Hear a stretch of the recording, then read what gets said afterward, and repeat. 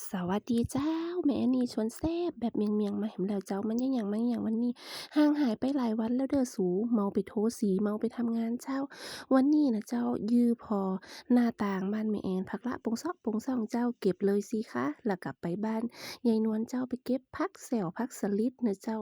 ผักแส่วผักสะลิดยอดอ่า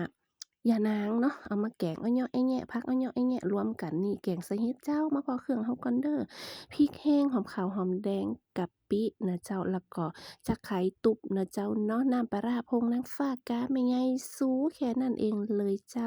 ล้างทำความสะอาดเรียบร้อยแล้วไปตั้งหม้อตั้งน้ำกันเลยเน้อทุกคนตั้งให้มันเดือดมีมิดมอดๆจงจะไข่ของเราลงไปเลยเจ้าแม่นจะบ่ใส่ข่าเด้อแต่ถ้าใส่ข่าแม่นจะใส่นอข่า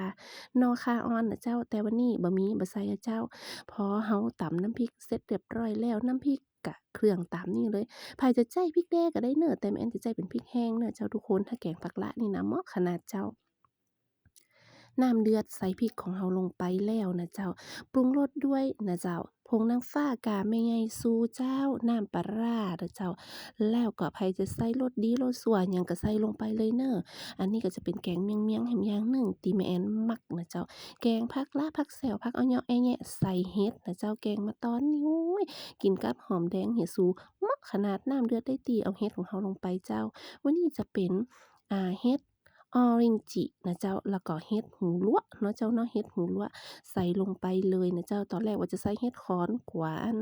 ผัวเจ้าเกี่ยวบ่ได้เจ้ากว่าผัวเจ้าเกี่ยวบ่ได้อีพ่อก็เกี่ยวบ่ได้อีแม่ก็เกี่ยวบ่ได้ใส่อันนี้ไปเสียเลยเจ้าคิดว่าอ่าเฮ็ดสุกได้ตีแล้วเนาะเจ้าทุกคนเอาเฮ็ดให้มันสุกให้ก่อนเนาะแล้วเราก็เอาผักของเราเจ้าใส่ลงไปเลยค่ะผักละก็บ่ต้องเด็ดมันเจ้าเอาหมอกอี้นะเจ้าอันนี้มันก็ยังอ่อนอยู่นะบ่ได้แก่แต่ว่าเจ้า กินแกงผักล้านี่มัวมาใส่อยู่หั้นนี่บัดลำมันต้องได้หูดมันต้องได้แบบว่าม่วนใส่อีน่ะสูใส่ผักล้าลงไปก่อนเจ้าเต๊กๆๆมันลงไปได้สักกำแม่แอ้นก็จะเอาผักอันย้อยแอะแยะของเฮาที่เก็บตาม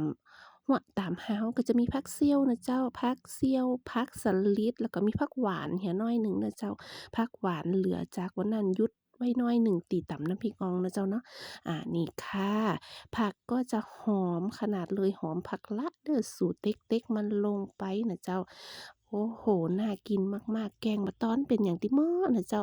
ฟื้นมันปิกไปปิกมาก็พอแล้วเจ้าแม่นจะบ่แกงเปื่อยเท่าใดเน้อจะแกงหมอกมาให้บ่ดีนี่นะเจ้าหูดเอาม่วนเอามักขนาดจำมุดแหมแล้วข้าวนึ่งน่ะวันนี้น้ำบักตอนนี่เหมาะขนาดเจ้ากินกับหอมแดง ตั้งชื่อว่าแกงอิหยังดีสูแกงปะโคอุยุอะยะแกงสะฮุกสะหุยแกงอิหยังก็ว่ากันไปเน้อเจ้าเสร็จเรียบร้อยแล้วเด้อเจ้าสูแกงอุ่นๆร้อนๆมาเด้อมาเด้อบัดตอนนี้แกงผักละใส่เห็ดเจ้าทุกคนน่ากินขนาดเด้อจุดศูนย์รวมของผักหน้านี้เลยนะคะทุกคนกำลังโป่งมาเด้อมาเด้อเจ้าผักละขนาด